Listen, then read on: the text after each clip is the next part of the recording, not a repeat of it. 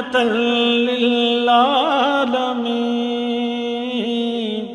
يا رحمة للعالمين يا رحمة للعالمين.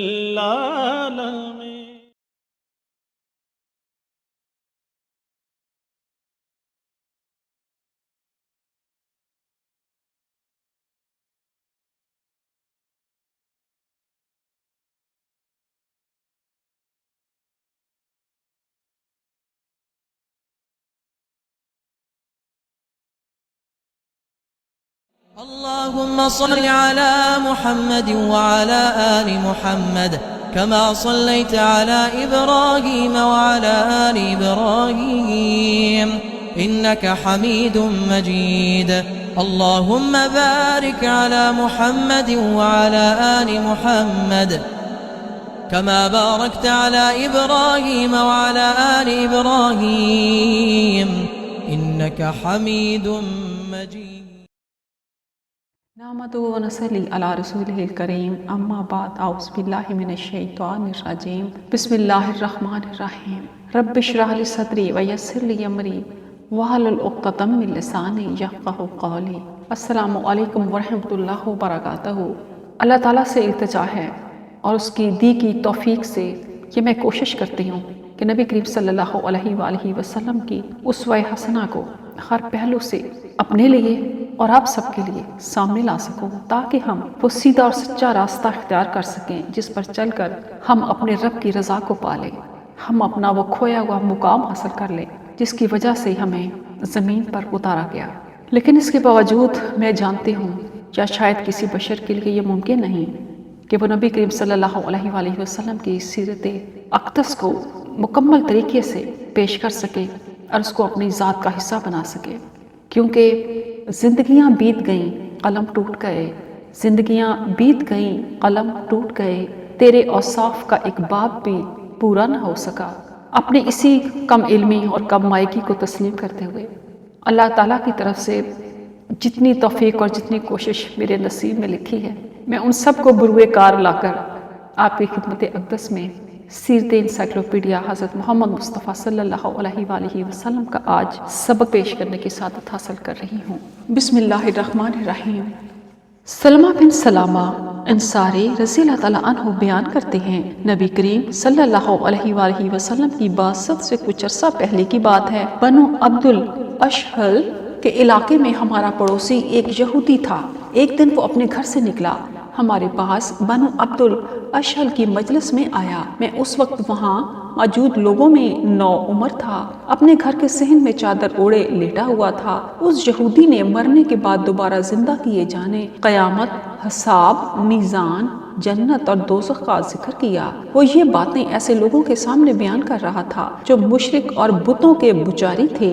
وہ مرنے کے بعد دوبارہ زندہ کیے جانے کے منکر تھے. وہ کہنے لگے، ارے تیرا ستیہ ناس ہو، بھلا کیا آخرت کا گھر ہوگا؟ کیا وہاں جنت اور دوزخ ہوگی جس میں لوگوں کو ان کے اعمال کا بدلہ دیا جائے گا؟ اس نے جواب دیا، ہاں ایسا ہی ہوگا. پھر اس نے کہا، میں قسم کھا کر کہتا ہوں کہ میں آخرت کی آگ سے بچنے کے لیے اس امر کا خواہش مند ہوں کہ تم لوگ اپنے گھر میں بہت بڑا تندور روشن کرو، اسے خوب تپاؤ، پھر مجھے اس میں پھینک دو، پھر مجھے اس میں بند کر کے تندور پر ڈھکنا رکھ دو، پھر خوب گاڑا مل کر ڈھکنا بھی بند کر دو.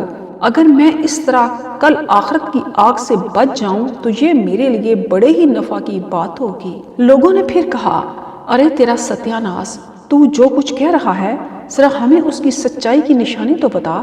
اس نے مکہ اور یمن کی طرف اشارہ کر کے کہا، ان شہروں میں سے کسی ایک شہر میں ایک نبی کا ظہور ہوگا. لوگوں نے پوچھا، اس کا ظہور کب ہوگا؟ اس نے میری طرف دیکھ کر کہا، اگر یہ لڑکا اپنی عمر کی پختگی تک پہنچ گیا تو یہ اسے پالے گا. سلمہ بن سلامہ رضی اللہ تعالیٰ عنہ کہتے ہیں اللہ کی قسم رات اور دن کی گردش ختم نہیں ہوئی حتیٰ کہ اللہ تعالیٰ نے نبی کریم صلی اللہ علیہ وآلہ وسلم کو مبعوث فرما دیا۔ اس وقت وہ یہودی ہمارے درمیان زندہ تھا، ہم نبی کریم صلی اللہ علیہ وآلہ وسلم پر ایمان لے آئے مگر اس نے سرکشی کی اور حسد کرتے ہوئے ان کا انکار کر دیا اور آپ صلی اللہ علیہ وآلہ وسلم کی رسالت پر ایمان نہیں لایا۔ ہم نے اس سے کہا ارے تیرا ستیہ ناس، کیا تو وہی نہیں ہے جس نے ہمیں یہ بات بتائی تھی؟ وہ بولا بتائی تو تھی لیکن یہ وہ نبی نہیں۔ اس یہودی کا نام یوشع تھا۔ حضرت عبداللہ بن عباس رضی اللہ تعالیٰ عنہ بیان کرتے ہیں کہ نبی کریم صلی اللہ علیہ وآلہ وسلم کی بعثت سے پہلے مدینہ کے یہودی قبائل اوس اور خزرج پر نبی کریم صلی اللہ علیہ وآلہ وسلم کے وسیلے سے فتح کی دعا مانگا کرتے تھے۔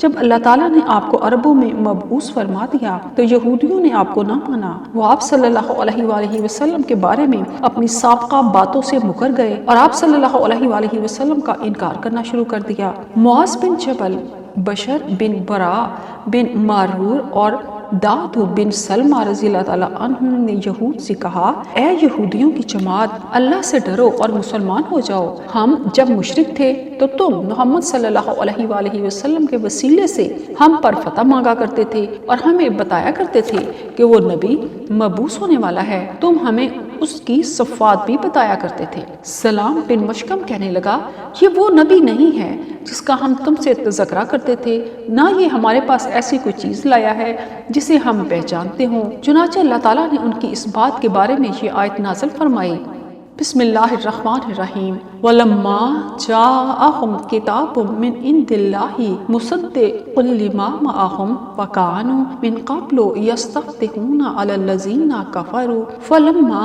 جَاءَهُم مَّا عَرَفُوا كَفَرُوا بِهِ فَلَعْنَةُ اللَّهِ عَلَى الْكَافِرِينَ۔ اور جب ان کے پاس اللہ کی طرف سے وہ کتاب آ گئی جو اس کتاب کی تصدیق کرتی ہے جو ان کے پاس ہے، اور اس سے پہلے وہ ان لوگوں کے خلاف فتح مانگا کرتے تھے جنہوں نے کفر کیا تھا، پھر جب ان کے پاس وہ حق آ گیا جسے انہوں نے پہچان لیا تو انہوں نے اس کا انکار کر دیا، لہٰذا کافروں پر اللہ کی لعنت ہے۔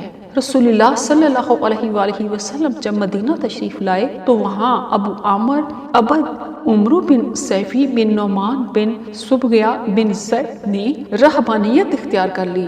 وہ ٹاٹ کا لباس پہنتا تھا، اسے رہب کہا جاتا تھا۔ اس نے نبی اکرم صلی اللہ علیہ وآلہ وسلم کا زمانہ پایا اور آپ صلی اللہ علیہ وآلہ وسلم کی گفتگو بھی سنی۔ عمرو بن محمد کی روایت میں ہے کہ اوس اور خزرج میں کوئی بھی اس سے زیادہ رسول اللہ صلی اللہ علیہ وآلہ وسلم کے اوصاف نہیں جانتا تھا۔ یہ یہودیوں سے بڑا مانوس تھا اور ان سے ان کے دین کے بارے میں معلومات حاصل کرتا تھا۔ یہودی اسے رسول اللہ صلی اللہ علیہ وآلہ وسلم کی صفات کے بارے میں بتاتے تھے۔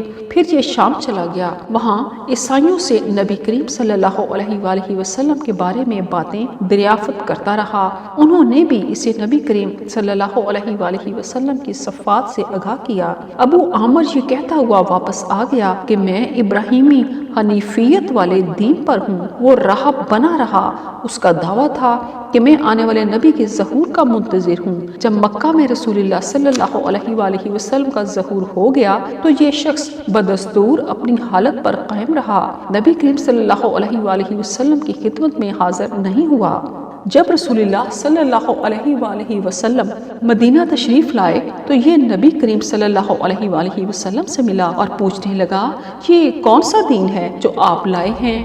رسول اللہ صلی اللہ علیہ وآلہ وسلم نے فرمایا میں دین ابراہیمی لایا ہوں۔ ابو عامر کہنے لگا میں بھی دین ابراہیمی کا پیروکار ہوں۔ رسول اللہ صلی اللہ علیہ وآلہ وسلم نے فرمایا تم دین ابراہیمی پر عمل پیرا نہیں ہو۔ وہ بولا کیوں نہیں؟ آپ نے تو دین ابراہیمی میں ایسی باتیں داخل کر دی ہیں جو اس میں نہیں تھیں۔ رسول اللہ صلی اللہ علیہ وآلہ وسلم نے فرمایا میں نے ایسا نہیں کیا بلکہ میں روشن اور خالص دین ابراہیمی لے کر آیا ہوں۔ ابو عامر کہنے لگا ہم میں سے جو بھی جھوٹا ہو وہ دھتکارا ہوا۔ پردیس میں تنہائی اور قسم پرسی کے عالم میں ہلاک ہو۔ اس کا اشارہ رسول اللہ صلی اللہ علیہ وآلہ وسلم کی طرف تھا۔ آپ اسی طرح آئے ہیں۔ رسول اللہ صلی اللہ علیہ وآلہ وسلم نے فرمایا، ہاں جس نے جھوٹ بولا اللہ تعالیٰ اس کے ساتھ یہی سلوک کرے۔ بس اللہ کا یہ دشمن مکہ چلا گیا۔ جب رسول اللہ صلی اللہ علیہ وآلہ وسلم نے مکہ فتح کر لیا تو طائف بھاگ گیا۔ جب اہل طائف مسلمان ہو گئے تو یہ شام چلا گیا۔ وہاں یہ پردیس میں دھتکاری ہوئی حالت میں اس طرح تنہا مر گیا کہ اس کا کوئی پرسان حال نہ تھا۔ ایک دیہاتی تاجر بیان کرتا ہے کہ میں رسول اللہ صلی اللہ علیہ وآلہ وسلم کی زندگی میں سامان تجارت لے کر مدینہ منورہ آیا۔ جب میں خرید و فروخت سے فارغ ہوا تو میں نے کہا کہ میں اس شخص محمد صلی اللہ علیہ وآلہ وسلم سے ملوں گا اور ان کی بات ضرور سنوں گا۔ بس میری نبی کریم صلی اللہ علیہ وآلہ وسلم سے اس وقت ملاقات ہوئی جب آپ ابو بکر اور عمر رضی اللہ تعالیٰ عنہ کے ہمراہ کہیں تشریف لے جا رہے تھے۔ میں ان کے پیچھے پیچھے ہو لیا جہاں تک کہ یہ حضرات ایک یہودی کے پاس پہنچ گئے۔ وہ یہودی اس وقت تورات پڑھ رہا تھا اور اس کے ذریعے سے اپنے آپ کو اپنے بیٹے کے بارے میں تسلی دے رہا تھا جو موت و حیات کی کشمکش میں مبتلا تھا۔ وہ لڑکا انتہائی حسین و جمیل تھا۔ رسول اللہ صلی اللہ علیہ وآلہ وسلم نے فرمایا، انشدو کا بالذی انزل التوراۃ حال تجد فی کتابے کا ذا صفتی و مخرجی۔ میں تمہیں اس ذات کا واسطہ دے کر پوچھتا ہوں جس نے تورات اتاری ہے، کیا تم تورات میں میری صفات اور بعثت کا ذکر پاتے ہو؟ یہودی نے انکار میں سر ہلا دیا، لیکن اس کا بیٹا فوراً بول اٹھا، کہنے لگا، کیوں نہیں، اس ذات کی قسم جس نے تورات اتاری، بلا شبہ ہم اپنی کتاب میں آپ کی صفات اور بعثت کا واضح تذکرہ پاتے ہیں۔ میں گواہی دیتا ہوں کہ اللہ کے سوا کوئی پر حق معبود نہیں اور آپ اللہ کے رسول ہیں۔ پھر وہ لڑکا فوت ہو گیا۔ رسول اللہ صلی اللہ علیہ وآلہ وسلم نے فرمایا، وَأَقِیمُوا الْيَهُودَ عَنْ أَخِیکُمْ، یہودیوں کو اپنے مسلمان بھائی کے پاس سے اٹھا دو۔ پھر آپ صلی اللہ علیہ وآلہ وسلم نے اس کے کفن دفن اور اس کی نماز جنازہ کا خود اہتمام فرمایا۔ صدق اللہ العظیم۔